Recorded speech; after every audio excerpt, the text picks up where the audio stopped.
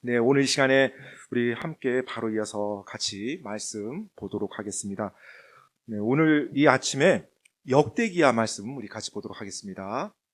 역대기야 26장 3절로 5절까지 말씀입니다. 우시야는 통치하기 시작할 때 16세였으며 그는 예루살렘에서 52년 동안 통치하였더라. 그의 어머니의 이름은 역시 여골리아이며 그녀는 예루살렘 사람이더라. 그가 자기 아버지 아마샤가 행한 모든 것에 따라 주께서 보시기에 옳은 것을 행하였고 하나님의 환상 계시들을 이해하는 스가랴가 살아있는 날들에 하나님을 구하였으며 그가 주를 구할 동안에는 하나님께서 그가 번영하게 하셨더라. 아멘. 오늘날 성공지상주의 사회에서 사람들은 부나 권력으로 그 사람의 성공을 가늠합니다. 엄청난 부를 이룬 사람이나 또 엄청난 권력에 등극한 사람들은 성공했다고 말을 하죠. 오늘날 미국에서 엄청난 부를 소유한 기업 회장이나 아니면 최상위 권력을 소유한 사람들은 성공의 아이콘으로 생각합니다. 오늘날 가장 부자가 누군가요? 미국에서 보니까 일론 머스크라는 사람이 돼 있더라고요. 빌 게이츠, 워런 버핏 다 제쳤더라고요. 일론 뭐. 또 오늘날 가장 권력 있다고 생각하면 미국의 대통령 정도 되겠죠. 바이든 대통령. 오늘 우리가 읽은 이 우시야 왕은요. 이 우시야 왕을 오늘날로 이렇게 딱 데려오면 그 모든 걸 다 합해 놓은 사람이에요. 엄청난 부와 엄청난 권력을 다 소유했던 사람입니다.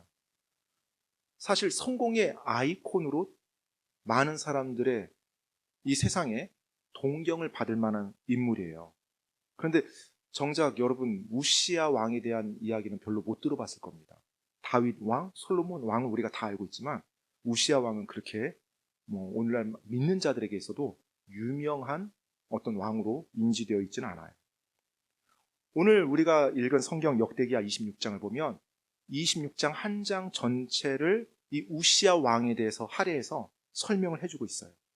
이 우시야 왕은 이스라엘 남왕국의 유다 왕국의 10번째 왕이었습니다. 그리고 그는 젊었을 때 하나님을 올바르게 섬겼던 왕이었어요. 제가 오늘 이 역대기야 26장 말씀을 중심으로 여러분들과 이 우시야 왕에 대해서 함께 나누기를 원하는데요. 여러분 역대기야 26장 3절로 4절 말씀 제가 한번 쭉 읽어 나가면서 좀 서술된 내용들을 여러분들께 말씀드리도록 하겠습니다. 26장 3절로 4절입니다. 우시야는 통치하기 시작할 때 16세였으며 그는 예루살렘에서 52년 동안 통치하였더라. 52년이나 통치했습니다. 그의 어머니 이름 역시 여골리아이며 그녀는 예루살렘 사람이더라. 그가 자기 아버지 아마샤가 행한 모든 것에 따라 주께서 보시기에 옳은 것을 행하였고. 자, 3절 4절 말씀 보니까 우시야 왕에 대해서 굉장히 좋게 평판이 되어 있죠. 16세 왕위에 올랐어요. 그리고 몇 년을 통치했어요? 52년이요. 52년. 참고로 이스라엘에서 가장 오랫동안 통치한 왕이 므낫세 왕입니다. 므낫세 왕 55년인데 이 우시야 왕이 52년이에요. 그러니까 두 번째로 오랫동안 통치한 거예요. 여러분 생각해 보세요. 오늘 대통령 우리나라는 한 5년에 한 번씩 대통령 선거를 치르는데 대통령이 임명돼서 52년을 다스린다고 생각해 보세요. 한 나라 전체를 아예 바꿔버릴 수 있죠. 52년이면. 그 정도의 통치를 누렸던 왕이 우시야 왕이었어요. 그런데 4절 말씀해 보니까 주께서 보시기에 옳은 것을 행했대요. 이 당시 유다의 제사장들과 서기관들은 하나님을 섬기는 사람들은 얼마나 이 왕이 기뻤겠습니까? 그렇죠. 하나님을 섬기고 하나님의 말씀을 붙잡는 이 사람들의 눈에 한 나라의 왕이 주님 보시기에 올바르게 행해요. 정말로 기뻤을 거예요. 그리고 하나님께서는 그렇게 주님 보시기에 올바르게 행동한 우시야 왕에게 복을 주세요. 어떤 복이냐면 바로 번영하는, 국가가 번영하는 그런 복을 주셨습니다. 5절 말씀 제가 읽어드리겠습니다. 하나님의 환상 계시들을 이해하는 스가랴가 살아있는 날들에 하나님을 구하였으며 그가 주를 구할 동안에는 하나님께서 그가 번영하게 하셨더라. 하나님을 그가 구했고 그가 주를 구할 동안에는 하나님께서 번영하게 해주셨대요. 그러면서 번영한 모습을 6절부터 이제 진술해 주기 시작해요. 6절부터 주변 국가를 정복합니다. 그리고 이스라엘의 대적들을 물리쳐요. 매우 강력한 왕으로 등극합니다. 그리고 그의 이름이 이집트까지 널리 알려진다고 그래요. 그의 번성함이. 6절로 8절 말씀 읽어드릴게요. 그가 나아가서 블레셋 사람들과 싸우고 가드의 성벽과 야브네의 성벽과 아스돗의 성벽을 헐고 아스돗 주변과 블레셋 사람들 가운데 도시들을 건축하며 하나님께서 블레셋 사람들과 구르바알에 거하는 아르비아 사람들과 무후님 사람들을 대적하려고 그를 도우셨으므로, 하나님이 도우셨대요. 암몬 족속이 우시아에게 예물을 바쳤으며 그가 자기 세력을 심히 강화하였으므로 그의 이름이, 우시아 왕의 이름입니다, 이집트 입구에까지 널리 퍼졌더라. 소위 말해서 나라들을 정복하고 이스라엘 대적들을 물리치고 그리고 그 정복한 국가에 도시까지 건축을 했어요. 신도시를 세우는 거예요. 그의 이름이 이집트까지 알려졌어요. 그리고 우시아 왕은 예루살렘 성문과 성벽 위에 망대를 세우고요. 또 사막에도 망대를 세워서 적들로부터 자기들을 보호하고 또 우물도 파고 농사일에 관심도 있어서 농사일도 잘 이루어지게 신경을 씁니다. 바로 그 내용이 26장 9절로 10절이에요. 9절로 10절 말씀도 한번 읽어드릴게요. 계속 성경에서 자세하게 묘사하고 있어서 제가 읽어드립니다. 또 우시아가 예루살렘에서 모퉁이 문과 골짜기 문과 성벽이 구부러지는 곳에 망대들을 세워 그것들을 견고하게 하였으며 또한 사막에 망대들을 세우고 많은 우물을 팠으니 이는 그가 저지대 지방과 평야의 가축을 많이 소유하였기 때문이라. 또한 그가 산들과 갈멜에 농부들과 포도원 지기들을 두었으니 이는 그가 농사를 좋아하였기 때문이더라. 지금 예루살렘 성문 그리고 골짜기 문, 성벽 구부러진 곳에 망대를 세웠대요. 성을 견고하게 만든 거예요. 예루살렘을. 그래서 백성들이 편안하고 안정되게 살아갈 수 있도록. 그리고 또 사막에도 망대를 세우고 많은 우물을 팠대요. 이 당시 우물을 팠다라는 것은 생명과 연관돼 있거든요. 그리고 농업과 연관돼 있어요. 사막이라 할지라도 물만 공급되면 실제로 그곳에서 많은 생명들이 살아날 수 있거든요. 그리고 더 놀라운 것은 이 우시아 왕이 10절 마지막에 보니까 농사를 좋아했대요. 그럼 이 당시 사람들의 주된 생계가 뭐였어요? 농사였죠. 그러면 왕이 농사를 좋아하면 그 농사를 하는 사람들에게 좋을까요? 안 좋을까요? 당연히 좋죠. 백성들이 농사를 좋아하는데 왕이 농사를 좋아해요. 그러면 농사에 대한 많은 정책들을 펼쳐나가고 농사하는 사람들을 많이 배려하고 그들을 위해 줄 거거든요. 아마 백성들의 존경과 인기도 많이 얻었을 것 같아요. 이 우시아 왕이. 그리고 이런 지도자가 국가를 다스린다고 했을 때 백성들이 얼마나 기뻤을까요? 정말로 사막에 우물도 파줘서 농사를 짓게 해주고 자신들이 하는 것들을 도와주는 이 왕이 얼마나 그들 눈에는 훌륭하게 보였겠습니까? 자, 또 11절에서부터는 우시아 왕의 군사력에 대해서 설명하고 있어요. 우시아 왕의 이 군사력을 보면 우시아 왕은 주먹구구식으로 이 군대를 운영하지 않았음을 알 수가 있어요. 장교들을 육성했어요. 군사 훈련을 위한 장교들. 그리고 그 장교들을 통해서 어마어마한 군대를 꼭 만들어 나갔던 거예요. 그 11절 말씀부터 제가 한번 15절까지 읽어드리겠습니다. 또 우시아에게 싸우는 사람들의 군대가 있었는데 이들은 서기관 여이엘과 치리자 마세야의 손으로 계수된 수요대로 왕의 대장들 중 하나인 하나냐의 손 밑에서 떼를 지어 전쟁하러 나갔더라. 강한 용사들인 아버지들의 우두머리들의 전체 수는 2600명이요. 그들의 손 밑에는 30만 7500명의 군대가 있었는데 이들이 강력한 힘으로 전쟁하며 왕을 도와 원수를 쳤더라. 우시아가 그들을 위해 두루 그 온 군대에서 방패와 창과 투구와 갑옷과 활과 또 돌을 던지는 무림매를 예비하였으며 또 예루살렘에서 솜씨 있는 사람들이 고안한 기계들을 만들어 망대들과 보루들 위에 두고 그것들로 화살과 큰 돌을 쏘게 하였더라. 그의 이름이 멀리 넓게 퍼졌으니 이는 그가 놀랍게 주의 도움을 받아 마침내 강하게 되었기 때문이더라. 아멘. 여러분 지금 역대기하 26장 제가 일부러 지금 성경 말씀 하나씩 읽어드리거든요. 성경 여러분 읽으시면서 이스라엘 왕 중에 이렇게 잘 묘사한 왕이 몇 명이나 되는지 혹시 아세요? 별로 없어요. 그리고 이 내용을 보면 이 군사력이 어마어마합니다. 30만 대군을 이끌었어요. 30만 대군이면 보통 이제 성경 읽을 때 어느 정도 인원인지 가늠이 오나요? 우리가 임진왜란 때 율곡이가 몇 명을 군대를 만들자고 그랬어요? 군사들? 10만이죠, 10만. 근데 그게 이제 통과가 안 됐죠. 10만 명을 양성해야 우리가 왜군을 무찌를 수 있습니다. 근데 지금 우시아 왕은 몇만 대군이에요? 30만 대군이에요. 30만 대군. 이 당시 유다 왕국은 이스라엘과 나눠진 분멸 왕국이었죠. 이 유다 왕국의 이 크기를 보면 우리나라보다 작습니다. 조선보다 훨씬 작은 면적이에요. 그런데 30만 대군. 그리고 또한 솜 씻는 사람들이 고안한 기계를 만들었대요. 그래서 망대 보루 위에 그걸 두고 화살과 큰 돌을 쓰게 했대요. 즉 과학기술을 이용해서 군사 무기를 개발한 거예요. 아마 이 당시에 뉴스가 있었다면 계속해서 우시아 왕의 행보가 9시 뉴스에 서두를 항상 장식했을 거예요.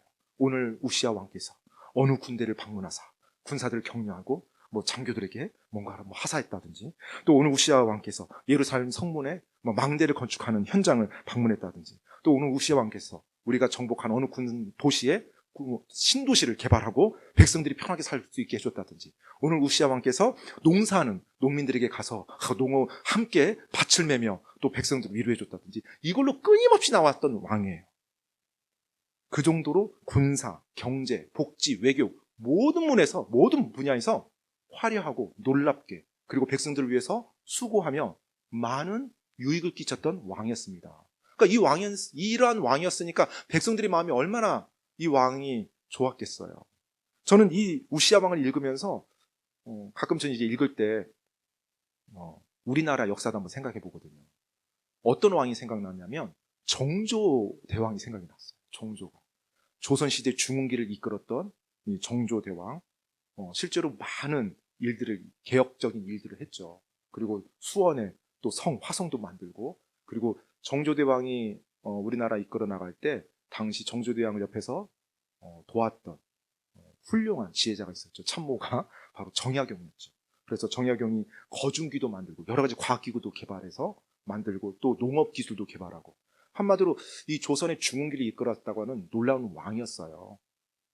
근데 이제 정조대왕도 보면 23살에 이렇게 왕위에 등극하고 24년을 통치했다고 했더라고요. 많은 역사가들은 여담이긴 하지만 정조대왕이 더 오래 살았다면 조선의 역사가 바뀌었을 거라고 그렇게 평가하고 있어요.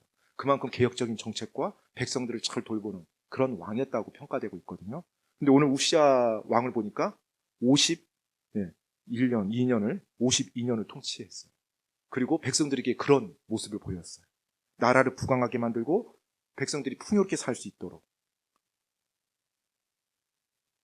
그런데 그 우시아 왕에게 있어서 그렇게 우시아 왕이 하나님의 복을 받을 수 있도록 도와주었던 사람이 5절에 잠깐 언급이 됩니다. 하나님의 환상 계시들을 이해하는 스가랴가 살아있는 날들에 하나님을 구하였으며 그가 주를 구할 동안에는 하나님께서 그가 번영하게 하셨더라. 자, 5절 말씀 우리가 앞에서 읽었었는데요. 스가랴가 살아있는 날들에 하나님을 구하였대요. 이 스가랴가 누구예요? 하나님의 계시들을 이해하는 사람이었어요. 즉 하나님의 말씀을 올바르게 이해하고 하나님의 말씀을 올바르게 전하는 사람이었어요. 그 스가랴가 살아있는 날들에 우시아 왕이 하나님을 구했대요. 즉 이 스가랴라는 하나님의 사람은 하나님의 말씀을 우시아 왕에게 가르쳐주고 권면하고 조언해주고 하나님께 순종하는 삶이 어떤 삶인지를 인도해줬던 하나님의 사람이었어요.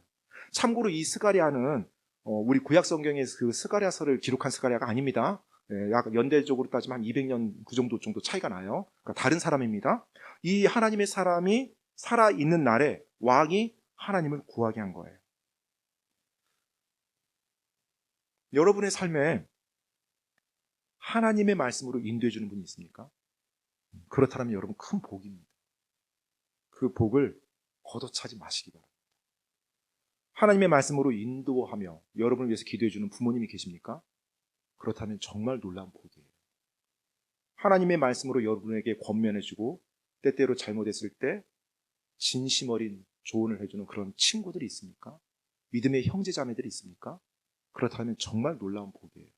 그리고 하나님의 말씀으로 여러분을 올바르게 가르쳐주고 하나님의 말씀으로 위로하고 격려하는, 그리고 하나님의 말씀을 올바르게 선포하는, 그리고 하나님의 말씀으로 죄를 책망하는 그런 목사님이 있습니까? 그렇다면 여러분에게 큰 복입니다. 그런 분들이 여러분의 삶에 있다면 하나님께 감사하시기 바랍니다. 제 삶을 보더라도 저의 삶에도 그런 분들이 계셨기 때문에 제가 지금 여기까지 올 수 있었던 것이고요. 절대로 내가 잘났으니까, 내가 뛰어났으니까 여기까지 왔다. 저를 포함해서 여러분도 절대 그런 사람들이 아니거든요. 우리가 알게 모르게 하나님의 은혜를 입고 하나님의 말씀으로 도와주는 분들이 있었기 때문에 우리 모두가 지금의 이 모습으로 여기까지 올 수 있었던 것입니다. 우시야 왕은 스가랴가 살아있는 동안에는 하나님을 구했어요. 그리고 하나님을 구했던 우시야 왕을 또 하나님이 도와주셨고요. 그래서 방금 우리가 읽었던 이 역대기야 26장에 보면 7절과 15절에서 두 번이나 하나님이 그 기록을 해주셨어요. 어떤 기록이요? 하나님이 도우셨다라는 말을 해줘요. 하나님이 도우셨다. 특히 15절 말씀 같은 경우에는 놀랍게 주의 도움을 받았다고 표현해요. 하나님께 놀랍게 도움을 받는 경우는 어느 정도 받아야 놀랍게 받는 걸까요? 그 생각이 들었어요. 여하튼 모든 일들이 정말로 형통하고 세상 사람이 보더라도 대단하게 성공한 모습을 보여줬던 것입니다. 자, 그런데 이제 16절에 들어가면서부터 그러나라는 단어로 시작합니다. 16절에 그러나. 제가 읽어드리겠습니다.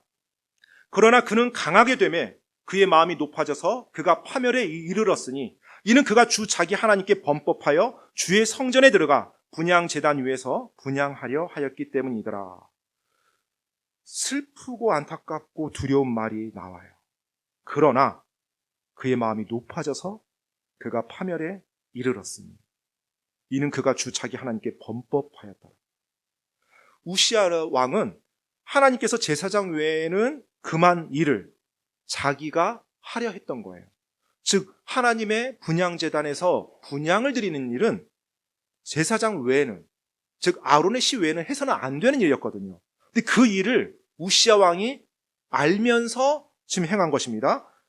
하나님께서는 구약 모세 5경에서 정확하게 그 내용을 말씀해 줬어요. 민수기 16장 40절 말씀 제가 한번 읽어드리겠습니다. 이스라엘 자손에게 기념물이 되게 하였으니 이것은 아론의 씨가 아닌 낯선 자는, 아론의 씨가 아닌 낯선 자예요. 주 앞에 향을 드리러 가까이 오지 못하게 하려 함이며 또 그가 고라와 그의 무리같이 되지 않게 하려 함이더라. 이 일이 주께서 모세의 손으로 그에게 말씀하신 대로 되었더라. 하나님께서는 아론의 씨가 아닌 자들은 절대로 주님 앞에서 향을 드리지 못하겠습니다. 그리고 향을 드리지 못하겠는데 낯선 자가 향을 드리러 다가오면 어떻게 하라고 제사장들에게 명령까지 했어요. 바로 민수기 18장 7절 말씀입니다. 그러나 너와 또 너와 함께하는 내 아들들은 제단과 휘장 안의 모든 것에 대하여 너희의 제사장 직무를 지키고 너희는 섬길지니라. 제사장 직무를 지키라고 명령했죠.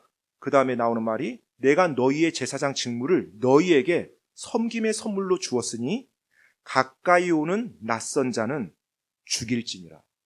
그러니까 제사장들에게 어떤 권한까지 있었어요? 사람을 죽일 수 있는 권한까지 있었어요. 어떤 사람이요? 하나님의 말씀을 어기고 제사장이 아닌 사람이, 아론의 씨가 아닌 사람이 하나님께 분향하겠다고 앞으로 나올 때 그 사람을 죽일 수 있는 권한이 있었어요. 제사장들이 나약한 사람들이 아닙니다. 우시야 왕은 하나님의 말씀을 무시하고 지금 자기가 직접 분향을 드리려고 한 거예요. 여러분, 우리는 우리 삶에서 하나님의 능력이 아닌 하나님을 믿는 나의 능력으로 일하려 하는 것은 없는지 한번 돌아봐야 됩니다. 하나님을 의지하고 하나님 말씀에 순종했을 때 하나님이 내 삶에 은혜를 베풀어 줬어요. 그 은혜를 내가 계속 받다 보니까 언제부터인가 내가 잘하니까 이 은혜를 받는다고 착각을 해요. 물론 잘하면 하나님의 은혜를 베풀어 줍니다. 그런데 내가 잘한 것이 하나님의 은혜를 받을 권리가 되지 못해요. 은혜가 아니라 어느 순간 하나님의 은혜가 내 삶에 내가 하나님께 따지고 달라고 주장하는 권리가 돼요. 하나님으로부터 오는 것이 아니라 이제 하나님을 잘 믿는 나로부터 내 삶에 복이 온다고 착각을 합니다. 그렇게 될 때 은혜는요, 더 이상 내 삶의 감사 제목이 아니라 하나님이 내게 진 빚으로 내가 생각하게 되는 것입니다. 나처럼 이렇게 신실하게 하나님을 섬겨왔으니 이 정도 복은 내가 받아야지. 하나님, 내가 이렇게 신실하게 하나님 섬겨왔으니까 이런 일은 저한테 해주셔야 되는 거 아닙니까? 나 같은 사람이 아니면 누가 하나님의 복을 받아? 이런 생각이 혹시 신실하게 하나님을 섬기는 여러분 안에 끼어들고 있다면 여러분 조심하셔야 됩니다. 예를 들어서 물에 빠진 사람이 있어서 어떤 분이 밧줄을 내려서 건져줬어요. 그랬더니 물에 빠진 사람이 내가 밧줄을 꽉 잡았으니까 이렇게 산 거지. 나는 살 가치가 있고 내가 살 자격이 있는 사람이야. 내가 밧줄을 이렇게 꽉 잡았잖아. 그리고 내가 이렇게 살았잖아. 밧줄 잘 잡아서. 그러니까 이제 나한테 먹을 거, 입을 거 갖다 줘. 그런 사람이면 어떻게 하겠어요, 여러분? 다시 빠지세요 하고 밀어놓고 싶은 마음도 들겠죠. 우리가 은혜에 대해서 이런 착각을 할 수 있다는 거예요. 하나님이 나를 건져주시고 내 삶에 말 그대로 은혜예요. 그런데 나는 어느 순간 내가 그래도 잘 잡았잖아, 밧줄을. 내가 그래도 하나님 말씀대로 잘 이렇게 순종했잖아. 그러니까 이 정도는 나한테 해주셔야지. 교만함의 굴레에 들어가게 되는 것입니다. 하나님의 선함과 은혜에 우리가 익숙해지다 보면 어느 사이에 내 안에 교만이 자리 잡고 있고 그와 같은 자세를 취하기 시작합니다. 우리가 교만에 빠질 때 내가 믿는 하나님은 더 이상 하나님이 아니라 요술 램프의 진이로 전락합니다. 자, 그렇다면 여러분, 하나님이 내 안에서 요술 램프 진이로 전락됐다라면 나에게 남은 것은 뭐가 될까요? 하나님의 심판이에요. 우리의 전능하신 하나님이, 그리고 강하시고 능력 있는 하나님께서 자신을 요술램프 진이로 취급하는 그 사람을 어떻게 대해줘야 될까요? 하나님의 심판만이 그 사람 발 앞에 기다리고 있는 것입니다. 그래서 여러분, 교만은 심판밖에 기다리고 있지 않아요. 절대로 형통할 수가 없습니다. 이 우시야 왕이 자신의 삶에 임한 하나님의 복과 은혜를 마치 자기가 이제 받을 것처럼 착각한 거예요. 자기가 잘했으니까, 하나님 잘 믿어왔으니까. 그러니까 어느 순간 이제 하나님의 말씀도 대수롭지 않은 거예요. 내가 생각하고 내가 판단하는 것이 옳은 거야. 그러면서 하나님의 말씀을 어기면서 그와 같은 교만한 행동을, 그리고 하나님의 말씀을 어기는 범법 행위를 하는 겁니다. 여러분, 오늘 이 내용에 나온 우시야 왕의 이 교만한 모습을 보면 약간 좀 다른 왕들과는 색깔이 달라요. 어떤 측면에서 색깔이 다르냐면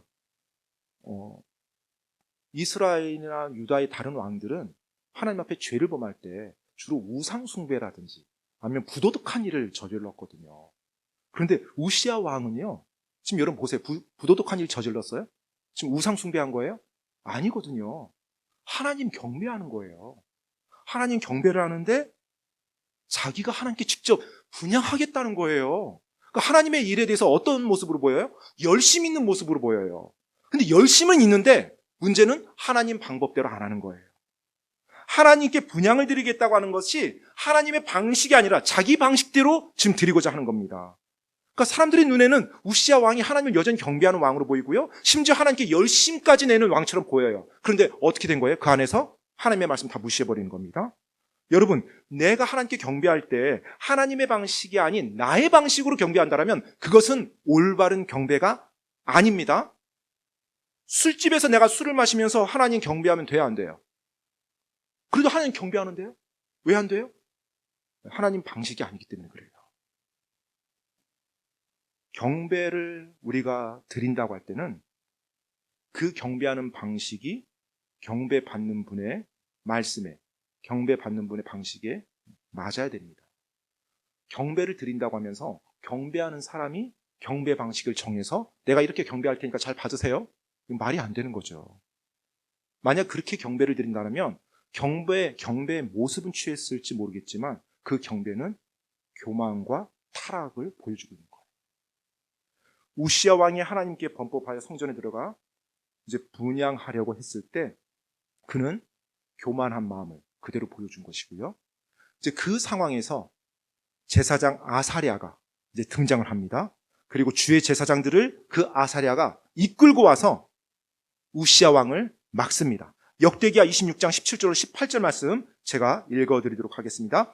제사장 아사랴가 주의 제사장들 곧 용맹한 자들 80명을 데리고 그의 뒤를 따라 들어간 뒤 그들이 우시야 왕을 막으며 그에게 이르되 우시야여 주께 분향하는 일은 왕에게 속하지 아니하고 분향하기 위해 거룩히 구분된 아론의 아들들인 제사장들에게 속하니 성소에서 나가소서. 왕이 범법하였으므로 이 일은 왕이 주 하나님에게서 받을 영예가 되지 아니하리이다 하니. 자, 이제 제사장 아사랴가 등장합니다. 이 제사장 아사랴가 용맹한 제사장들 80명을 데리고 와서 왕을 막았어요.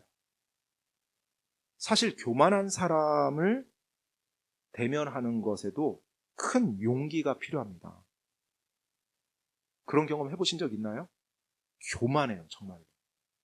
그래서 그 사람한테 내가 한마디를 좀 해줘야 되는데 쉽게 나오지 않습니다. 그렇죠? 여러 가지 많은 생각들이 돼요. 이 제사장 아사랴와 용맹한 80명의 제사장들은 왕이 교만했을 때 왕 앞에 나갔어요.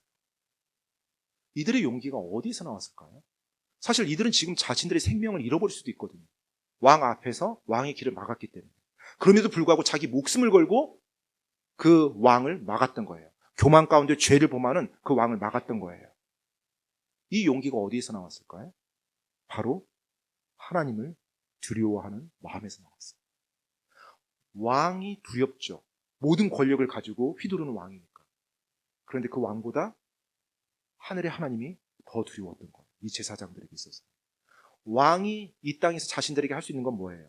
기껏해야 자기 육신의 생명 앗아가는 것밖에 없어요. 하지만 하늘의 하나님께서는 내 영원한 생명을 다 주관하시는 거예요. 그들은 인간인 왕보다 창조주인 하나님을 더 두려워했어요. 그 인간인 왕 앞에 나가서 그 왕을 막고자 할 때 두려움이 있었죠. 하지만 창조주 하나님에 대한 두려움이, 경외심이 더 컸기 때문에 그 왕을 향한 두려움을 이기고 나가서 하나님의 말씀으로 왕에게 말할 수 있었던 것입니다. 성경 잠언 16장 6절 말씀 보면 이와 같은 말씀이 나와 있습니다. 긍휼과 진리로 말미암아 불법이 정결하게 되며 주를 두려워함으로 말미암아 사람들이 악에서 떠나느니라. 주를 두려워함으로 말미암아 사람들이 악에서 떠나느니라. 제사장들은 주님을 두려워했어요. 그래서 자신들의 권위 영역에서 일어나는 악을 막고자 나섰던 것입니다. 저는 이 내용을 보면서 잠깐 이런 생각이 좀 들었어요. 만약에 제사장들이 이 왕이 다른 것으로 죄를 범했다면 이렇게 나가지는 않았을 것 같아요. 예를 들어 왕이 뭐 어떤 부도덕한 일을 행했다.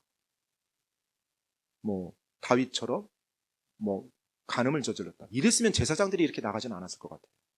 그런데 왕이 지금 분향을 드린다고 하는 그 영역에서 죄를 범했기 때문에 제사장들이 나온 거예요. 왜요? 그 분향을 드리는 일들은 하나님이 자신들에게 준 권위 영역이었거든요. 그러니까 자신들이 지금 그 상황에서 목숨 걸고 나서야 되는 거예요. 다른 영역에서는 자신들이 목숨 걸고 나설 필요가 없어요. 그런데 이 영역에서만큼은 자신들이 목숨 걸고 나서야 됐던 것입니다. 왜? 하나님이 그것을 자신들이 직접 주신 권한이었어요. 이렇게 한번 표현해 볼까요? 여러분이 회사에 있는데 여러분의 회사 사장님이 있어요. 당연히 회사 사장님의 말씀 듣고 일을 열심히 해야 되겠죠. 그런데 회사 사장님이 갑자기 여러분의 가정에 대해서, 여러분의 자녀에 대해서, 여러분의 배우자에 대해서 왈가왈부하면서 개입해요. 그러면 그게 맞나요? 아니죠. 그것에 대해서는 올바르게 말해야 되죠. 왜요? 회사의 사장님은 회사 안에서의 권위를 가진 분이지 하나님이 나에게 직접 준 나의 가족, 나의 자녀에 대한 권한은 그에게 없거든. 근데 그 사람이 내 위에 있다라고 그 영역까지 침범하면 나는 나서야죠. 바로 그거는 원리예요. 제사장들은 자신들의 권한에, 하나님이 자신들에게 주신 그 권위에 왕이 침범했기 때문에 하나님 앞에 목숨 걸고 나간 겁니다. 용기 있는 자들이었죠. 여러분, 용기는요, 참고로 두려움이 없는 것이 아닙니다. 두려움이 있다 할지라도 하나님을 가장 두려워하기 때문에 그 상황에서 두려움을 이기고 하나님 말씀대로 순종하는 것, 그것이 용기예요. 용기는 간이 큰 게 아니에요. 알겠죠? 네, 간이 큰 게 아닙니다. 개념이 없는 게 아니에요. 하나님을 가장 두려워하기 때문에 그분의 말씀에 순종하기 위해서 나에게 주어진 힘든 상황, 두려운 상황을 이겨나갈 줄 아는 것이 용기입니다. 교만에 빠진 우시야 왕이 이제 제사장들에게 하나님의 말씀으로 책망을 듣자 교만한 사람이 보이는 전형적인 반응을 보입니다. 교만한 사람이 책망을 들을 때 보이는 전형적인 반응이 뭐예요? 화내는 겁니다. 화를 내죠. 역대기야 26장 19절 말씀입니다. 그때 우시야가 화를 냈더라. 화를 냈다고. 여기까지만 읽겠습니다. 교만한 사람의 특징이 몇 가지가 있는데 그 중에 하나가 올바른 책망을 절대 받아들이지 못한다는 겁니다. 특히 하나님의 말씀에서 나오는 책망이요. 왜요? 하나님 말씀보다 자기가 더 위에 있고 하나님의 말씀보다 자기가 더 지혜롭다고 생각하는데 그 하나님의 말씀으로 자기를 책망한다? 그걸 어떻게 받아들일 수 있겠습니까? 자기가 지금 더 뛰어나고 더 지혜롭다고 생각하는데. 그러니까 하나님 말씀도 어기는 거 아니에요? 그러니까 하나님 말씀도 없인 여기는 거 아니에요? 자기가 하나님보다 더 뛰어나다고 생각하니까. 그런데 하나님 말씀이 이렇게 돼 있으니까 잘못한 겁니다. 말하는 게 통할까요? 안 통하죠. 그래서 교만이 무서운 거예요. 많은 사람들 앞에서 우시야 왕이 그 제사장들, 하나님의 말씀으로 막는 제사장들에게 화를 내므로 드디어 우시야의 죄가, 교만이 모든 사람들 앞에 확연하게 드러났어요. 우시야 왕은 여러분 치매에 걸려서 지금 분향드리려고 한 게 아닙니다. 그리고 우시야 왕은 정신병에 걸려서 지금 자기가 아무 생각 없이 분향드리려고 한 게 아니에요. 하나님의 말씀 정확히 알고 있었고요. 알고 있었음에도 불구하고 교만해서 그 말씀을 어겨서 분향을 드리려 했던 것입니다. 교만한 사람도 하나님 말씀에 대한 지식은 가지고 있을 수 있어요. 하지만 하나님 말씀에 대한 순종은 없습니다. 교만한 사람도 하나님의 일에 대한 열심은 가질 수 있어요. 알겠죠? 하나님의 일에 대한 열심은. 그런데 뭐가 없어요? 하나님에 대한 사랑은 없어요. 자기 사랑이 더 크거든요. 자기 의를 드러내고 싶은 마음이 더 크거든요. 그렇기 때문에 교만이라는 것은 너무 치명적이에요. 겉으로는 하나님을 여전히 경배하는 것처럼 보여요. 겉으로는 하나님을 여전히 하나님 앞에서 하나님의 일에 열심히 수고하는 것처럼 보여요. 하지만 그의 마음속에서 교만함이 하나님의 말씀을 우습게 여기고 자기 의만 드러내고 싶어하는 마음으로 똘똘 뭉쳐져 있는 것입니다. 이제 교만한 사람들에게 하나님이 약속해 하셨던 그 일이 우시야 왕에도 일어나요.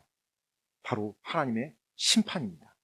여러분, 교만한 사람이 절대로 행복하고 평안하고 기쁘게 살 수 없습니다. 하나님께서는 절대 그걸 허락하지 않으세요. 만왕의 왕이요 만주해 주신 하나님께서 그분의 영광을 절대로 사람에게 주지 않거든요.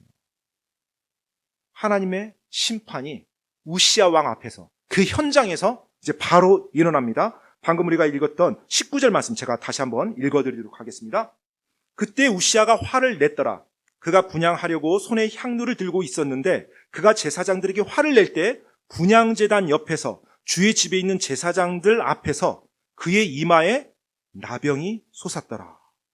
자, 지금 분향제단 옆에서 그리고 주의 집에 있는 제사장들 앞에서 이 제사장들이 어떤 제사장들이에요? 지금 하나님의 말씀으로 올바르게 못한다고 지금 법법 행하고 있다라고 왕을 제지했던 그와 같은 제사장들이었어요. 그런데 그 제사장들 앞에서 우시야 왕의 이마에 나병이 솟은 거예요. 수십 년 동안 건강하게 살았던 그 왕이 하루아침에 나병에 걸린 겁니다. 보통 나병이 걸린다고 할 때 이 사람의 어떤 말단에서부터 이렇게 걸린다고 해요. 뭐 손가락이라든지 뭐 발가락이라든지 이런 지침. 근데 이제 우시야 왕의 이 나병은 이마에서 드러났어요. 하나님의 긍휼이 아닌가 생각이 돼요. 왜요? 만약에 우시야 왕이 나병이 걸리지 않았으면, 나병이 솟아나지 않았으면 어떻게 됐을까요? 이 제사장들이 목숨 걸고 죽이려고 했겠죠. 그런데 그 현장에서 갑자기 나병이 이마에 나타났어요. 그러니까 제사장들의 눈에 보이니까 이제 이 왕은 더 이상 왕이 아닌 거예요. 나병 환자인 거예요. 그러면 성경, 하나님의 말씀, 하나님의 율법에 따라서 나병 환자로 대해주면 돼요. 이 나병은 굉장히 무섭고 혹독한 병입니다. 왜냐하면 여러분, 이 나병이라고 하는 것은 사람들과 함께 있을 수 없는 병이에요. 여러분들이 이 세상의 모든 병에 다 걸리더라도 여러분 간호하는 사람이 있고 여러분 곁에 함께 가족들이 있을 수가 있어요. 그런데 이 나병에 걸리면 가족들과 함께 있을 수가 없어요. 왜요? 강한 전염병이기 때문에. 아무리 왕이라 할지라도 나병에 걸리는 순간 바로 왕자에서 떠나야 돼요. 왕자에서 떠날 뿐만 아니라 왕궁에서 떠나야 되고요. 왕궁에서 떠날 뿐만 아니라 가족들로부터 떠나야 돼요. 왜? 나병 때문에. 그래서 우시야 왕의 그 이마에서 나병이 솟아났을 때 우시야 왕은 바로 그 제사장들에 의해서 왕궁에서 쫓겨나고요. 그리고 자기의 왕좌에서 내려오게 되고요. 모든 부와 권세, 이제까지 자기가 이뤘던 모든 업적을 놔두고 왕좌에서 내려와야만 했어요. 그리고 가족들과도 격리가 되는 삶을 살아야만 했습니다. 역대기야 26장 20절로 21절 말씀이에요. 수제사장 아사랴와 모든 제사장들이 그를 보니 보라 그의 이마에 나병이 있으므로 그들이 그를 거기서 쫓아내었고 주께서 그를 치셨으므로 참으로 그도 속히 나갔더라. 우시야 왕이 죽는 날까지 나병 환자로 지냈고 나병 환자이므로 외딴 집에 거하였으니 이는 그가 주의 집에 닿지 못하게 차단되었기 때문이더라. 그의 아들 요담이 왕의 집을 다스리며 그 땅 백성을 재판하였더라. 21절 말씀 보면 너무나 슬픈 내용이 기록되어 있어요. 우시야 왕이 죽는 날까지 나병 환자로 지냈고 나병 환자이므로 외딴 집에 거했대요. 왕. 누구 못지않게 큰 업적을 남긴 우시야 왕이었지만 그가 죽을 때 사람들은 그를 위대한 왕으로 기억해 준 것이 아니라 나병 환자로 기억을 합니다. 여러분 26장 마지막 절 23절 말씀 한번 보세요. 어떻게 이 장이 마무리되는지. 이처럼 우시야가 자기 조상들과 함께 잠들매 그들이 왕들에게 속한 매장지 밭에 그의 조상들과 함께 그를 묻었으니 이는 그들이 말하기를 그는 나병 환자라 하였기 때문이더라. 그의 마지막은 그는 나병 환자라는 말로 끝납니다. 16세의 왕이 올랐어요. 하나님을 믿고 하나님의 놀라운 은혜와 복으로 말미암아 나라가 번영했습니다. 정치, 경제, 군사, 복지, 행정 모든 부분에서 뛰어난 업적을 거뒀어요. 52년이라는 놀라운 통치 기간을 가졌습니다. 하지만 그런 위대한 왕이 죽었을 때 사람들은 그를 뭐라고 불렀어요? 나병 환자 우시야라고 했어요. 위대한 우리의 왕 우시야 왕이 아니었어요. 나병 환자 우시야. 왜 그랬을까요? 바로 그의 삶에 임했던 그의 마음을 사로잡았던 교만이었어요. 하나님을 섬기는 모습은 그대로 갖추고 있었습니다. 하지만 하나님을 섬긴다고 하면서 자기 마음대로 섬겼어요. 자기 생각대로 섬겼어요. 자기가 하나님 말씀보다 더 위에 있었어요. 하나님은 자기가 자기 복을 이끌어내기 위한 요술램프의 진이었던 것입니다. 결국 그의 마지막은 나병 환자 우시야로 끝납니다. 여러분, 우리 사랑하는 성도 여러분, 오늘 저와 여러분 안에는 혹시 이와 같은 교만의 작은 싹이 있지는 않은지. 여러분과 저도 지금 하나님을 열심히 경배하잖아요. 그리고 하나님을 열심히 섬긴다고 우리가 함께 이 자리에 모여 있고요. 그리고 하나님께 순종한다고 지금 이 자리에 있잖아요. 혹시 내 안에서 내가 하나님을 섬기는 진정한 동기가 무엇인가요? 나의 의를 드러내기 위함인가요? 혹시 하나님으로부터 뭔가를 내가 얻어내려고 요술램프 진이와 같이 생각하고 있지는 않은지. 만약 그렇다면 우리가 그걸 내려놔야 됩니다. 사람들 눈에는 형통하게 보일 수 있어요. 하지만 내 마음에서 싹튼 교만이 결국은 선을 넘을 것이고요. 하나님은 나를 그렇게 사랑하셨던 하나님은 나에게 심판이라는 것 말고는, 그리고 징계라는 것 말고는 줄 게 없는 거예요. 그 삶을 내가 선택하는 겁니다. 교만을 가지고 있어요. 만약에 우시야 왕이 교만하지 않았다라면, 하나님을 사랑하고 하나님을 두려워함으로 그의 통치 52년을 끝까지 순종하며 나갔다라면 저는요 조심스럽게 이렇게 말할 수 있을 것 같아요. 오늘날 우리가 다윗 왕과 솔로몬 왕을 그렇게 잘 알고 있는 것처럼 모든 사람들의 머릿속에 우시야 왕이 함께 포함되어 있었을 것 같아요.